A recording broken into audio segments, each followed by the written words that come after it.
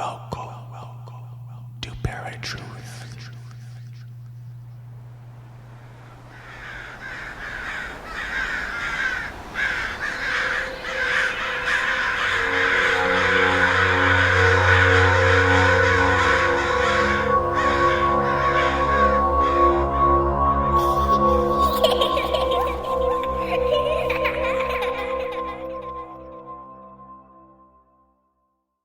What's going on, Paratruthers? Welcome to another episode of Paratruth Reborn. My name is Justin. And I'm Eric. And this is a pre-recorded episode on 107.7 FM New Orleans and United Public Radio Network. And tonight we're super excited. We've got a very awesome guest coming on with us, Ella Djalili-Thain. I hope I pronounced that correctly. Ella is a Chinese medicine student who has been trained in the art of channeling life force energy, qi, to perform healing on physical, emotional, and spiritual levels.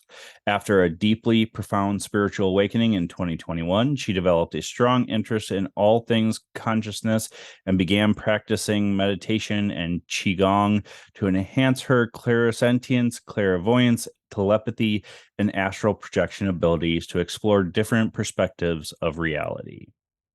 So without further ado, let's go to the line with Ella.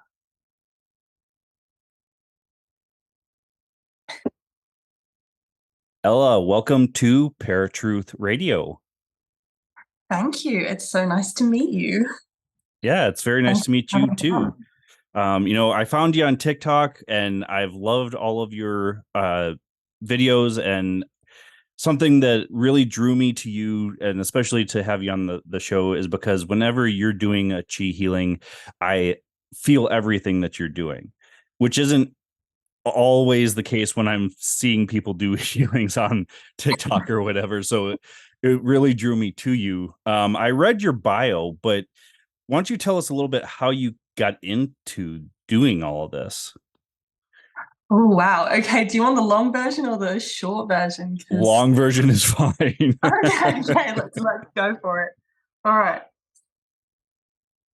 Okay. So a couple of years ago, I had a really profound, intense spiritual awakening. And before then, I had no time for spirituality. I was a complete atheist. I was a law student. I was very focused on the rational, material, third-dimensional world.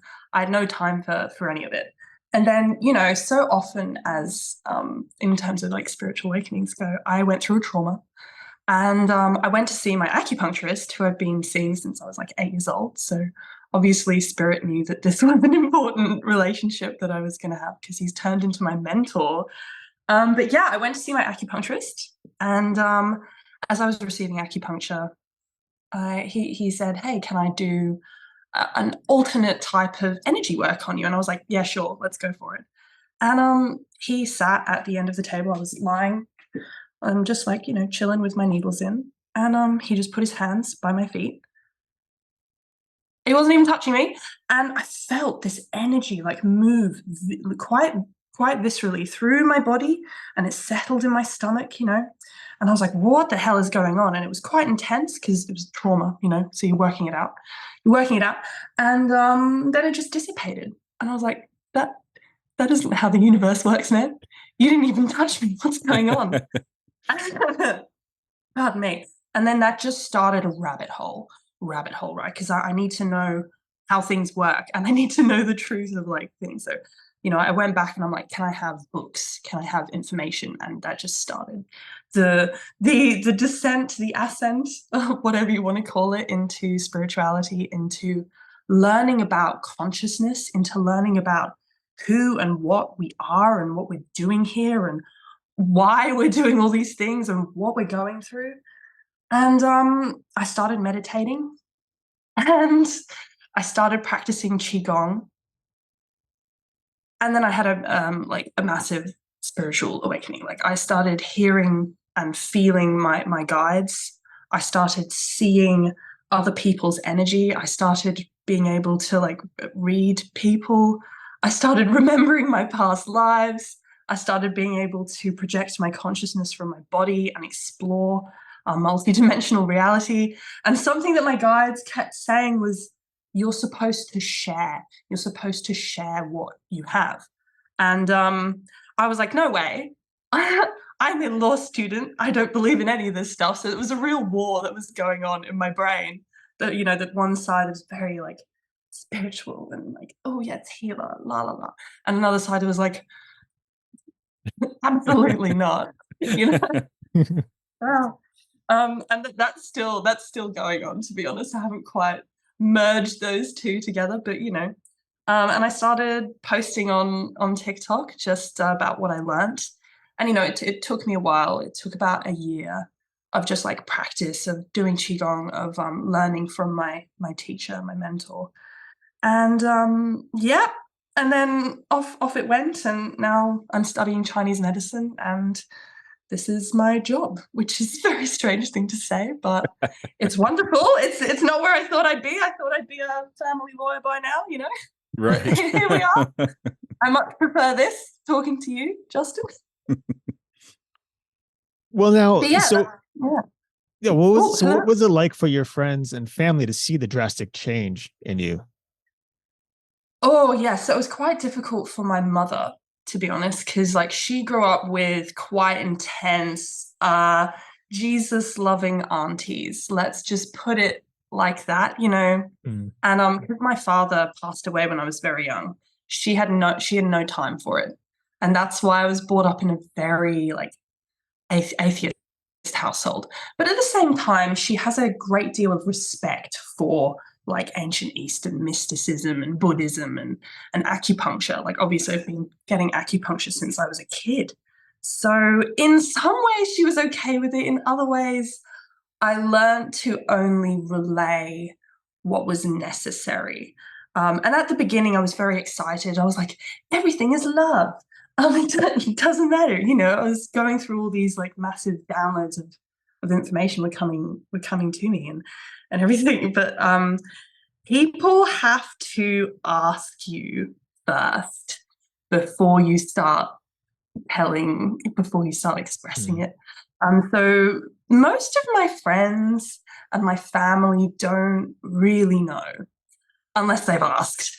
Or unless I was at the very beginning stages and I was very excited and I was just like telling them stuff. But yeah, like a couple of my housemates were just like, okay, man. You know, I had a housemate who has a degree in physics, you know, and he was very much, but you know, it's it is how it is. So yeah, I keep it fairly quiet unless people ask me first, basically.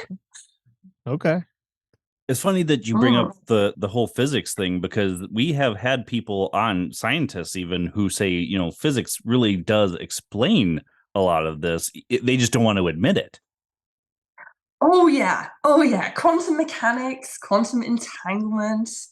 When you get down to the very atomic level, there is a massive merging of ancient mysticism and you know, modern day quantum physics. I got ChatGPT to write me a great essay about it once. That was fantastic. But yes, like this fundamental building block of reality, chi, which is what I'm learning about in my classes, like moves throughout everything around us, and everything around us isn't even like solid matter. It's just like chi interacting with energy, which turns it into physical objects. And then there's yin and yang, the opposing.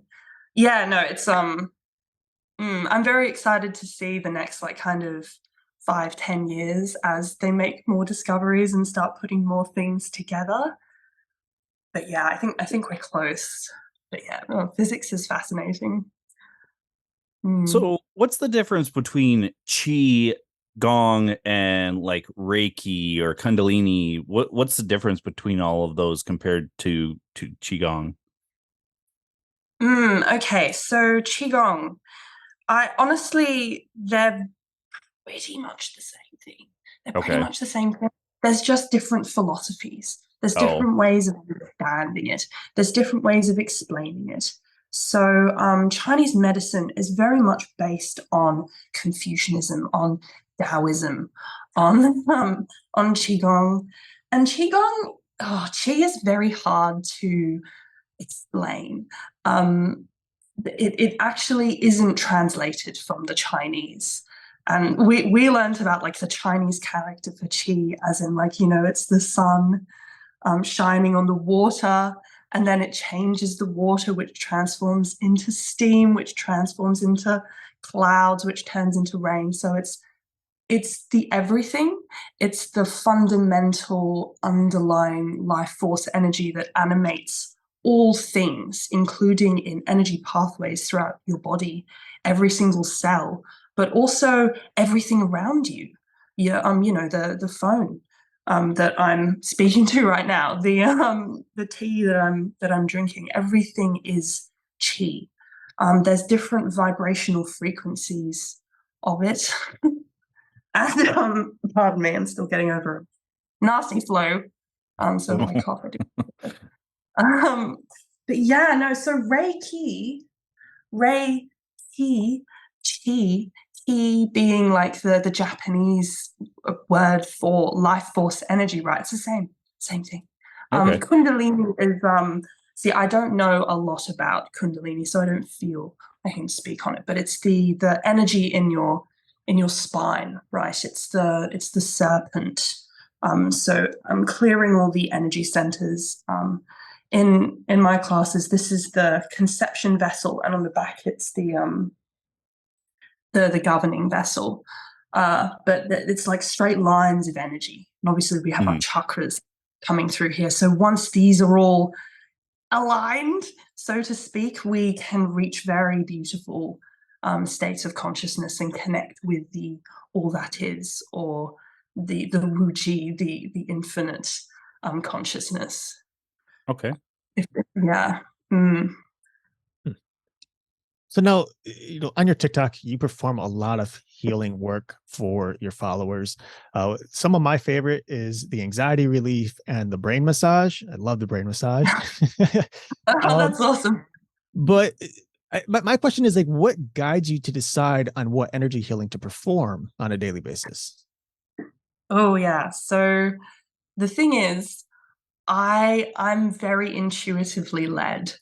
When I do my videos, nobody sees this, but I go through a lot of preparation. So I do 20-30 minutes of Qigong to balance myself, to become the best like channel for energy that I can be. And then meditation as well, just to calm and quiet the mind. And I connect with my guides, who are I connect with various guides.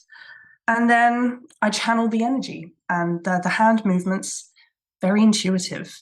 I have a very vague idea about what I want to do. So if it's for anxiety, if it's for calming, then this will go to specific meridian pathways, acupuncture points, to calm anxiety. And that's your heart and your pericardium line, probably stomach, spleen, but it's going to be different for different people because Qi is intelligent.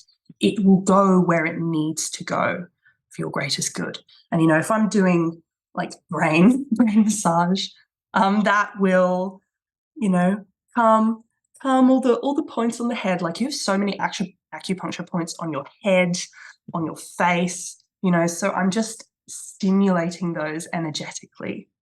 But with help from my guides who know what they're doing. Oh my God, they're great.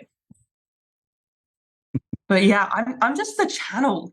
Half the time I don't even know what I'm doing. I'm just very much giving over to let them do what they want, which is very it's a weird thing to say, but it's true. Right. Well, now, so something else that you always do every episode video is you ask for that before. You always say, make sure you're consenting. I know a lot of the discussions you've had with other people, psychics, mediums, even people who practice various types of spiritual crafts, they say that they can project energy on people without the person's permission. So is that something that you do just because you feel like it's necessary, or is it actually necessary in order for the energy healing to work? Oh, it's absolutely necessary for the energy healing to work. Mm. It's the number one rule, really, that I was taught, is you have to have people's permission to perform energy work on them. That's just the way I was taught. I have seen other people like put consent into the healing, which I find like quite fascinating. But for me, you are your own being. And I am my own being, and you have free will. Okay. And before I impose energies on you that you may not be ready for or you want, okay, you have to say, yes, please. Or, you know, oh, I'm curious, or just that open state of mind. But it's like other things that you need to be consent for. You need to be ready and willing, because healing is very hard work. Healing can be really like difficult or traumatic. Like I've had a lot of people, you know, say, "Oh, I'm crying," or this has gotten quite an emotional response, or you know, I'm in pain, or you know, some people get like sudden headaches because like chi is suddenly starting to flow where it hasn't flown before. So yeah, no, it is a big thing with me, and I think that does instill trust, especially on a platform like TikTok. Man, you've got a few minutes, okay? And if my energy work is quite like we go straight into it. It can be quite intense, and I like to give people a bit of a warning, because you know, you're scrolling, you see a cat video, and you might be on the bus somewhere, and suddenly you're like, let's solve some PTSD, and then you're like, oh my god, what's going on? So I like to give people a bit of a warning before we just like jump into it. Yeah. Well, something I really love about your videos is that you giggle, or you enjoy what you're doing, and it's almost like you're watching yourself, so you react to yourself. So that always gets me every time when you giggle or laugh or something. But something that I always see, I'm sure all of your followers do, is the visceral reaction that you have when you're doing energy work. And I know there's going to be those skeptics out there that say, you know, well, she's not doing it to one person, how she can be feeling anything, or you know, you're doing it over the internet, how can you really be feeling anything? So I would love for you to kind of explain that part of it, especially doing it on a platform like TikTok. Oh yeah. Oh yeah. No, I first of all, I love having fun with it. I don't think it always has to be super serious. You know, you can talk to people, and I like doing that. That's just my way of doing it. Oh yeah. Okay. All right. So this is really hard to understand from a third dimensional perspective. The Mhm. perspective that we're in terms of like transmitting that energy. But basically, chi operates outside of what we understand as space-time. Okay, so you know, 1, 2, 3 dimensions, space and time are a thing, and we're walking through linear time, going la-di-da. But fourth dimension to ninth dimension, these things don't really. They're just different frequencies. Okay. The most important thing is the intent and the consent. So I intend to send healing energy. Chi can be recorded behind a camera. There you go. And as long as I intend to send the energy and you consent to receive the energy, the healing will happen. In terms of how it works, so we're all made up of chi, fundamentally, and also separation is kind of an illusion. We're actually all like one being in the higher frequencies of reality. So I attract certain energetic frequencies that are probably more ready to receive that kind of energy. You come across me on a TikTok, You're like, oh, this seems fun, I'm going to stay.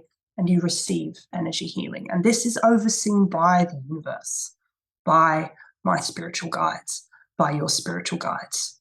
So it's a whole process. But yes, operates outside of space-time. You come across it when you're supposed to come across it. And yeah, it's a strange thing, but there you go. Well, no, when it comes to energies and frequencies, and we know that it's scientifically proven that the earth and various things on earth vibrate at different frequencies. Is one thing that we often come across are people, and ourselves included, where we feel certain emotions or certain energy frequencies based on certain events happening. So something like a solar storm, which is happening today in our atmosphere, but also like solar eclipses, lunar eclipse, things like that. One, have you seen any of those type of things affect the way your energy performs as you're trying to heal people?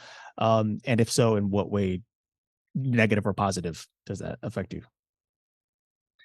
Yeah, okay. So the planets, this planet particularly, but like most planets are alive. They have their own consciousnesses. And the way that they all interact with each other makes a difference to us. There are vast, like, energetic frequencies that come into alignment when the moon is closer or further away, or Mars is in the right spot. And to be honest, I don't know much about astrology. It's fascinating, but it's not one of my areas of expertise. But there is a huge difference in, say, during a full moon, as opposed to, waning moon. And it seems like the veil between this dense physical reality and the other frequencies is much thinner, and the energy can be more powerful depending on the particular cycle that the earth is going through. So the earth is like a living organism, so to speak, and we're all cells. We're all individual cells. We're all doing stuff. Weird, but yeah, so she's going through her own cycles, and we're kind of just toddling along, man. We're just surviving. We're just going through it. But yes, it is. Yeah, that if you think about it in terms of like manifesting, if you want to bring something into your life, it's usually much better to do it during a full moon, and then like contemplative, it's the waning moon, or it could be the other way around. Things just happen. But yes, planets. Wow. Yeah.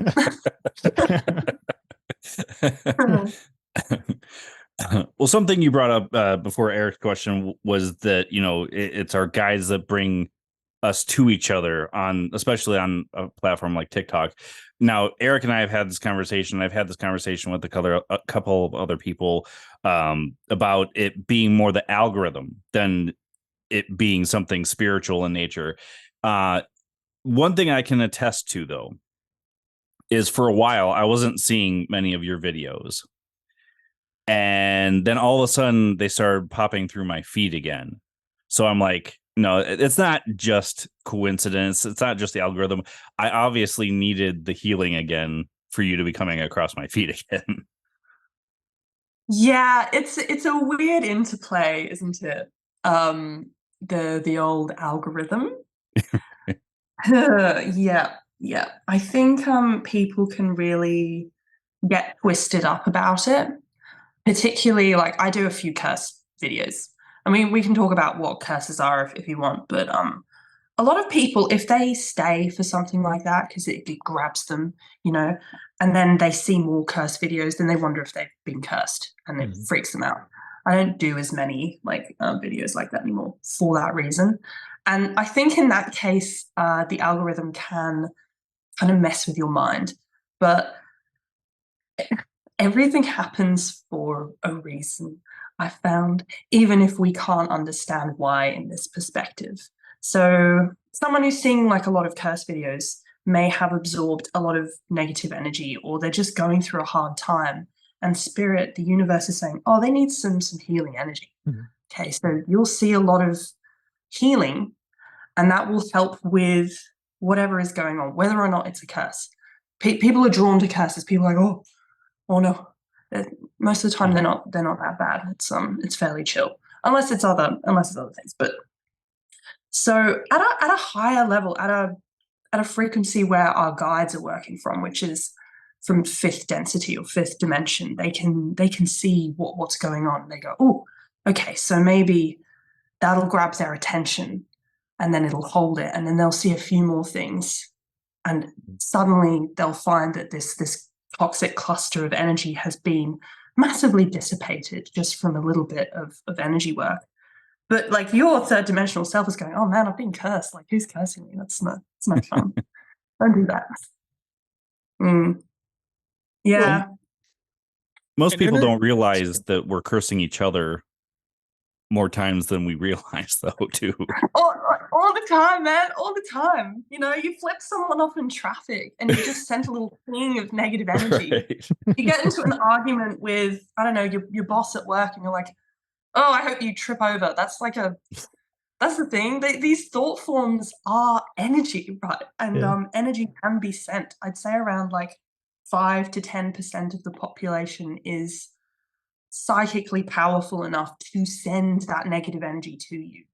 Like, and it's very good spiritual hygiene, really, just to get to the end of the day and cleanse your auric field of anything that you might have picked up.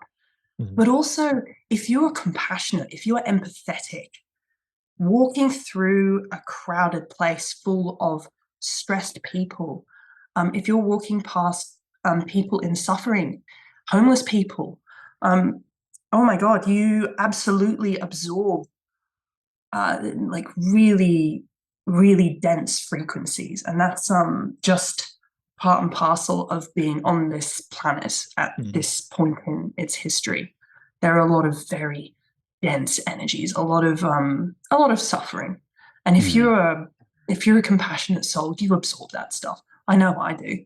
I know I do. And you coming home at the end of the day need to wash that off. You need to cleanse that off you. So it's just good practice. But also, yeah, I mean, we send negative energy to each other all the time, not without even realizing it. Of course, there can be like ritualized things that you can do, and certain ingredients and everything, and you can send like energy to people, and that is more potent, and it can be extraordinarily damaging. One of my clients, oh my God, his grandfather was like a bit of a player, okay, a little bit of a player, and he got on the wrong side of a practitioner, and she cursed his whole family, and they had been beset with like tragedies for generations, you know. And I kind of like dove into it and healed it. Thankfully, it was within my capabilities to do so, but that was really complicated. It was really like messing with several energy centers and completely changing their perception of how they view themselves. And if you believe you're cursed, wow, you truly are. Like, we can be our own worst culprits here. But yeah, like very positive feedback from after that healing session. So like within a certain amount, I would say like all of these things can be healed because they're dense frequencies. And when they come into contact with higher vibrational energies, like the things that I channel, it can be kind of transmuted, it can be recycled. But yes, I mean, if you've got a practitioner who's like consistently sending you stuff and they can feel when you've cleansed yourself and then they just keep going, then that can be pretty intense. But most of the time, it's not that. And I do try and explain that to people, but yeah, it can be a bit scary. Well, now, fear is probably one of the things that plagues humanity the most. It's one of the strongest feelings, and I see people time and time again who think of negative thoughts, or they something negative happens on TV or whatever, and they're just like absorbed by it. That's especially here in the US. You watch the news, you're not getting any lighthearted content. It's all just tragic. And I know so many people who are just depressed all the time. And the thing is, like, energy is very magnetic. So negative energy will always attract more negative energy. And positive energy, I mean, I guess it depends, but I find like positive energy is kind of like a cleansing energy. And so clean things often get dirty throughout the day, which is why you have to re-cleanse yourself at the end of the day. And it doesn't quite work, the opposite way. But when it comes to you like healing curses or people who have negative energies, I'd imagine some of these energies are both energy in and of itself, but also maybe negative entities who may bring on these energies. So do you ever find that when you're trying to help these people that you end up getting fight back from these energies or these entities that may be attached? Oh, that's such a great question. Oh man. Okay, so yes, there are an incredible myriad of entities out there, like anything that pervades our human psyche collectively exists in the astral realm, and then some. All of these entities have varying levels of morality, and they also need to eat. And they see us and they say, fear provokes this like strangely delicious energetic reaction. And if we just prod that a little bit, yummy, basically. Or, for other reasons, like it's very hard to understand them sometimes because, we're just chugging along in our little dimensional and we're not aware. Most of the time we're not aware. Mhm. There are definitely like beings that will hone in on people who are suffering badly and just feed off of them, and that's nasty. But I have come across them. Most of the time they're fairly chill. Some of them have been pretty terrifying, but I've been able to kind of maneuver my way out of it. I don't want to toot my own horn here, but my higher self is pretty freaking terrifying. And when I'm in my astral form, so to speak, I kind of merge with her. And there's a certain amount of respect that goes on. The only client I've found who had like a jinn, like a genie, whatever you want to call them, that was harassing her like quite badly. I came across it with my astral self when I looked into her energy, and that was kind of the first time I've kind of met one-on-one. We had a little conversation. I basically said, "Look, are you harassing her for, I don't know, shits and giggles?" And he was, "Yeah." And I was like, "Can you stop, please?" And he was like, "Yeah, all right." Off he went. It was weird. But yes, then there was like the follow-up, and that was about teaching her to raise her frequency so that he wouldn't be interested in her anymore. Because all of these, particularly entities that feed off of your fear, are just as lost as us. And once we raise our frequency, they can't find us anymore. They don't find us attractive as snacks. So what we can do is, if we ever come across them, people worry about like sleep paralysis demons or things like that. There's usually just lower level astral entities that want to have a chow down, or whatever other reason. If you greet them with respect, but firmly, and say, "Hey, thank you for the work you're doing, because I know you're integral to the wider forces of creation and destruction in the universe. I'm not scared of you, and I greet you with love. You're raising your frequency, and they won't have much interest in you, and they'll usually leave you alone. Usually. Yeah. But I mean, there are pretty. Those are lower level. There are some. There are other entities out there that are pretty terrifying.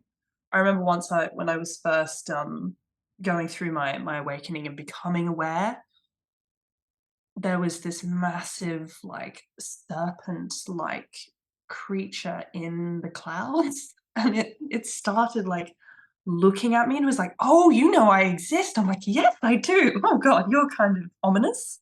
And I kind of just turned my attention away, and I just went on its way, and I was like, "Oh my god, that was yeah, that was a lot." So obviously this doesn't, it doesn't. Ugh. But if that happens, the best advice I can say is like, thank you for the work you're doing, because in the higher frequencies, good and evil, yeah, we're imposing our morality onto it, and morality is very variable and doesn't, yeah, good and bad. It's more of a pure dark and pure light, and you can't have one without the other. So you thank them and say, I know it's integral and the work you're doing is good, but I'm not interested and I'm not a good snack. And you just raise your frequency and you leave them be. If that makes any sense. It does. So I've wanted to try this for a long time, astral projection. I know when we dream, there are times that we're astral projecting, and I know of other people that have done it, including yourself, but I've always been afraid of what might happen doing it. Is there anything you can say that would kind of alleviate those that are want to do it, but they're worried or afraid of doing it? Okay, if you are afraid, don't do it. If you have fear, don't do it. Yeah, astral projection can be incredibly wonderful and meaningful, or it can be completely terrifying, depending on your state of mind.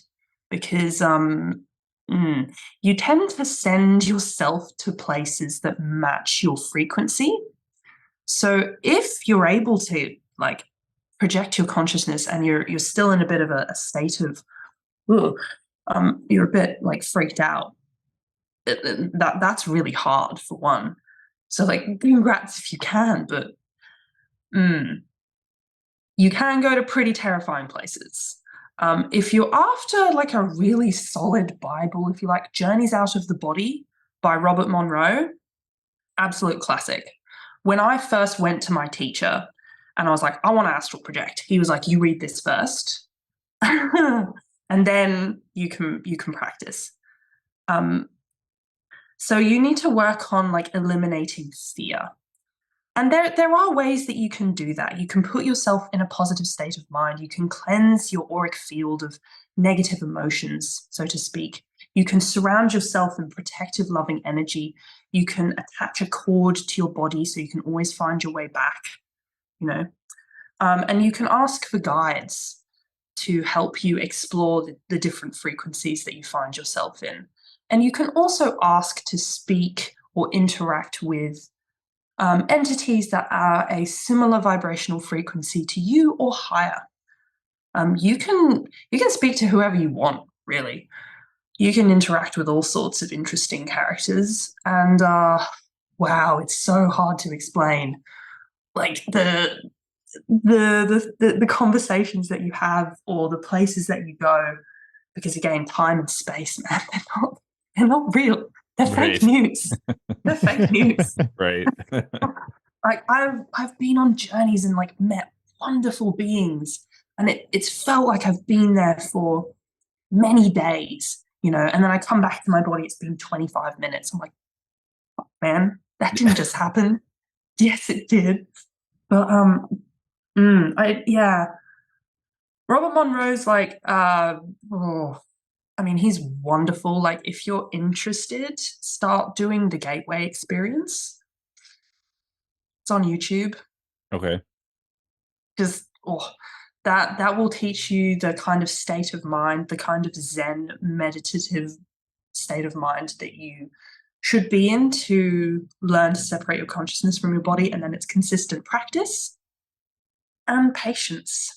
It took me many months before I was able to do anything. Some people can just do it. My ex-girlfriend would be like, did I leave the oven on? I need to go and check. And she would just bloop and go and check and come back. No. I was like, oh, Jesus. All right.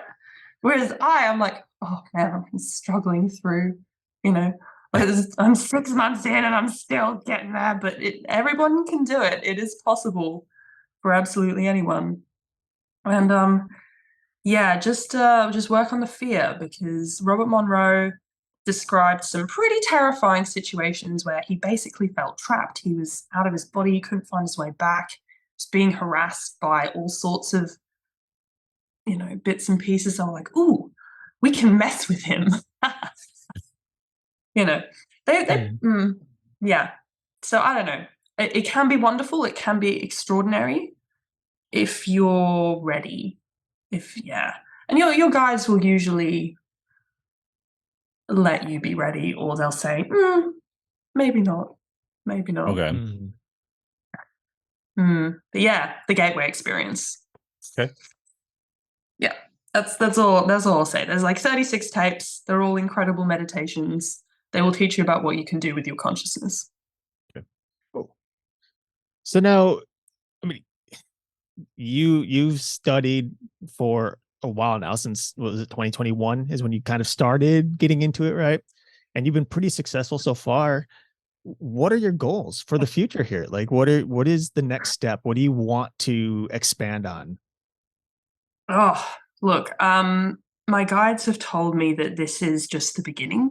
That I'm still learning about how the universe works and the human body, which is the same thing. All humans are kind of microcosms of the universe. So I'm learning acupuncture right now. I'm a student, so I'll be an acupuncturist. And then they've told me that I'm going to spend a couple of years probably in some kind of Shaolin temple, like learning martial arts and the discipline there. And essentially my role is to be a messenger and a helper for anybody who is willing to listen, who wants to listen. And there are several options depending on how I spend my energy. I have a lot of fire, but I tend to burn out. So if I don't take care of myself, I'll get chronic fatigue and I'll be a little acupuncturist in Tasmania, and I'll be very happy. Or if I conserve my energy appropriately, I'll be, I don't know, someone nuts in about 10 years. That makes sense. So we should reach out in 10 years and see where you're at. Yeah, and I'll they say that probably 5 years of quite intensive study, I'll be able to manipulate the chi fields around objects and like freaking move them with my mind, man. So that's the goal. Okay, that's what I want to do. But it's about presenting irrefutable evidence that there is more than meets the eye down here, and getting more people interested in spirituality and awakening as many people as possible, because it's absolutely crucial right now that we become aware of how we're destroying ourselves, so that we survive climate change, etc., as much as possible. Yeah. Lol. Yeah. So I'm at the beginning. I'm still learning. Yeah. All right, Ella. Well, it's about that time where we usually let our guests go. So I want to give you the chance where you can tell everybody where they can find you, all of your work. Right. Well, thank you for listening, everyone. And it's been a pleasure talking to you. If you want to connect with me more, I'm on the old Clock app, TikTok. I have a website where I answer people's questions, which I don't think I included in the bio, but whatever, that's fine. I've got other socials, Instagram and Facebook. If you feel drawn to the work that I'm doing, then it would be a pleasure to meet you and help you in whatever way that I can. So yes, luck on the path, and I hope to see you soon. All right, Ella, thank you for being on Paratruth Radio. It was an absolute pleasure. Thank you so much for having me. All right, Ella, as soon as we get the episode out, it'll probably be on Sunday. I will shoot you a link. Okay, sounds good. Have a good rest of your day. All right. Yeah, you too, guys. Okay. Bye. See Bye. ya. See ya. All right, folks, that was Ella Djalili-Thain. Make sure you check her out on TikTok. Like I said, that's where I found her. I found her fascinating and her work fascinating. I will at least have the links for you on our website that's linked to this episode if you want to check out all of that. And we're going to take a quick break, and we will be right back with Paratruth Radio. Should we announce at the end? Might as well. I mean, we got Okay. we're gonna do a final episode with us, right? That's the plan. Well, yeah, we've got 2 episodes and the final up. I mean, they're both going to be just us because that guy Oh, okay. said he Oh, yeah, couldn't yeah, make yeah. it. So, Okay. So we got 2 more. Cool. Yep. All right. Welcome back to PTR. As always, my name is Eric, and I'm Justin. and that is never going to change, I guess. That's who we are. So we just got off the line with Ella, and we talked to her about chi and her work in chi and energy. This was one of those conversations that we were really looking forward to. We'd come across her TikTok months ago, and we probably spent about a month kind of like looking at her stuff and watching her videos and stuff, and then just like, boom, let's see if we can get her on. And so you reached out, and sure enough, cool. Really fascinating things here about energy and time, space, and all of that. I mean, we already knew that the earth is just manifested with so much different energy, both positive, negative, and everything in between, and that all of life on earth radiates at different frequencies. Even people tend to radiate differently depending on where they're at in their lives, or in their minds or whatever. What is one of your biggest takeaways? Because this is something that you've for a long time have been kind of practicing, learning about and wanting to get deeper into. Well, I think her advice about the astral projection is we've kind of heard that before, but the way she explained it hit a little bit better home to me. There really is no reason to be afraid of getting lost. The Robert Moore that she mentioned thought he was going to, but he obviously didn't.